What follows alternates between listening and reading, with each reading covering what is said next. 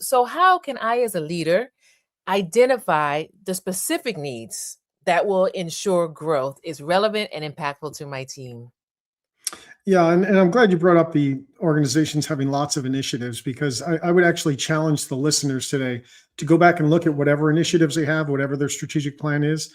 And I will put money on it that 90% of them would find that their initiatives are more related to growth, to Mm, marketing, to sales, but it's not related to internal development of their people, right? mm, And that's part of the challenge, right? It's seen as something that's not a strategic initiative or need.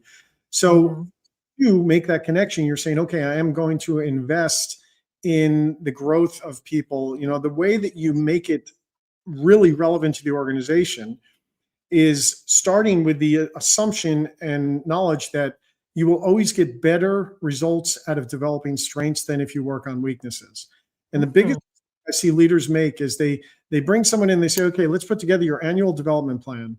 And and it focuses on three weaknesses that the person has, right? mm, There's a lot of research out there that will tell you that the ROI comes from giving people an opportunity to use their strengths, right? And mm, so a couple examples, there was a Harvard Business Review article by, I think it was Zenger Folkman article that talked, it was called Making Yourself Indispensable. And it talked about if you as a leader have one outstanding strength, then you will typically be seen as, the top third of all leaders, right? And when I say outstanding strength, everyone in the organization sees you as the go-to person for that. And they all see you're the best at it.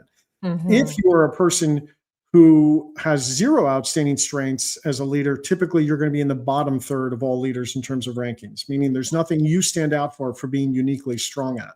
And so that talks a little bit about it. And there's also Linda Hill, who's a Mm, Harvard professor. She talks about how creating collective genius. It's giving everyone an opportunity to.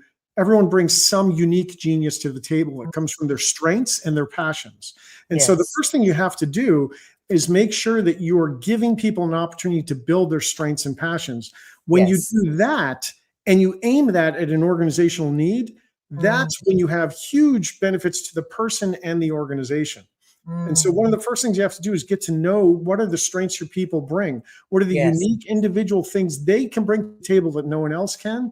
And then Yes. find development opportunities that give them a chance to use those strengths for the good of the organization in a way that helps achieve those strategic initiatives we talked about. If you can do that, Mhm, that's where you're going to get the most out of your leadership development. You could have them work on a weakness if it's like a fatal flaw that's going to cause them to fail. mhm. But when you have them work on a weakness, you get them to the point where it's less noticeable. You don't sit there and have them work on it forever. You want to make it so they create workarounds or they learn to tap into other people to overcome that weakness. But really, where you want to do is you want to focus your energy on building their strengths. And aiming those strengths at organizational initiatives that have the need for them, even if it's outside the department.